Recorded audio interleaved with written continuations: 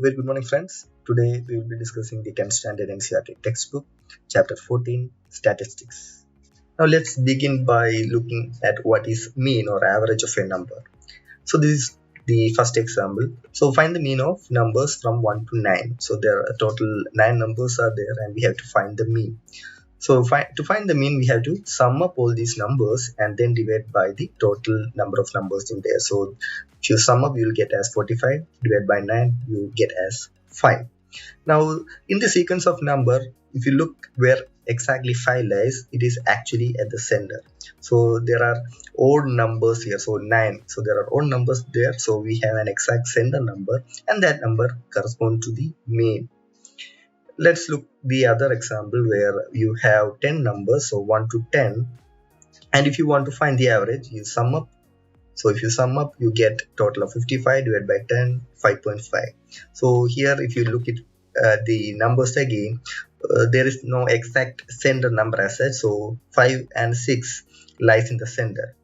So if you want to find the middle exact number, either you have to sum up 5 and 6 and then divide by 2, which is 5.5, or if you look at what is the difference between 5 and 6, it's 1. So 1 by 2, 0.5. So you add 0.5 to 5 and you get the same number, which again is the average. Now let's take another example. So what if we want to find the total of numbers from 1 to 10? Add up all these numbers, you get as 55. By having the idea of the center number being the mean in a sequence of these numbers, you can also do it by multiplying the number into the total numbers into 10, which is 55, or the average is 5.5, so average into the total number will give you the sum of all these numbers, which is the common idea behind this.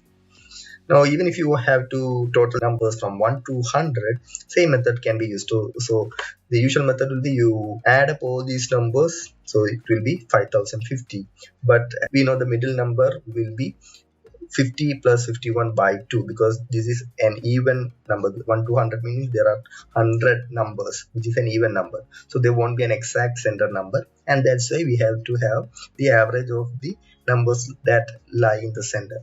So it is 50.5. So you multiply that 50.5 into 100, you get as 550. Or if you average the number, in this case also we will be getting 50.5.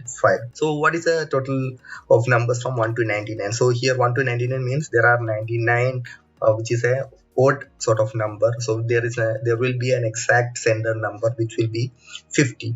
So if you total the usual way, you get 4950, or 50 will be the average from the sequence, and then even if you do the normal method and if you multiply by 99, you are going to get the same number. So this will be an easy method to find the total if you are trying to find the total in a sequence. Now let's see how actually this works. So by mean or average, what we mean is average number that we get will have the deviation or variation on either sides to be equal. That's why it all comes to that particular number. So we will look at it and find out how exactly this works. So let us assume the average 5 for this particular sequence. So compared to 5, 4 is 1 less, 3 is 2 less, 2 is 3 less, and so on. And on the other side, it will be 1 more, 2 more, 3 more, and 4 more. Now if you total up, there will be minus 10, and on the other side plus 10. So if you add up both, it is 0. So 5 will be the exact average. To make it more clear, for the same sequence, let me assume the average to be 6. Now if I assume the average to be 6, then the deviation from 6 will be 0. From 6 to 5 will be minus 1, minus 2, minus 3, minus 4, and minus 5. And to the other side, it will be plus 1, plus 2, and plus 3. So you sum up these, it will be minus 15 plus 6, which is minus 9. So there is a deviation of minus 9 contributed by 9 numbers. So to average out the actual deviation, you divide that by 9, which is minus 1. So which means the assumed mean is 1 more than the actual mean. So you do 6 minus 1, you will get the actual mean of the sequence here. Now let us try random numbers here. So let me have different colors here so that it's not so confusing. So we have 23, 26, 34, 32, 20, 30, 36 and 31. The lowest number is 20 and the highest number is 36. So the number between 20 and 36 is 28, but you can take any number as center number or an assumed average. So let me take 28 as the assumed average here. So the assumed average or assumed mean is 28. So if you look at the deviation of each number with respect to 28, it is minus 5, minus 2, plus 6, plus 4, plus minus 8, plus 2, plus 8 and plus 3. So total minus 15 and total of plus 21, which is plus 8. So we have 1, 2, 3, 4, 5, 6, 7 and 8.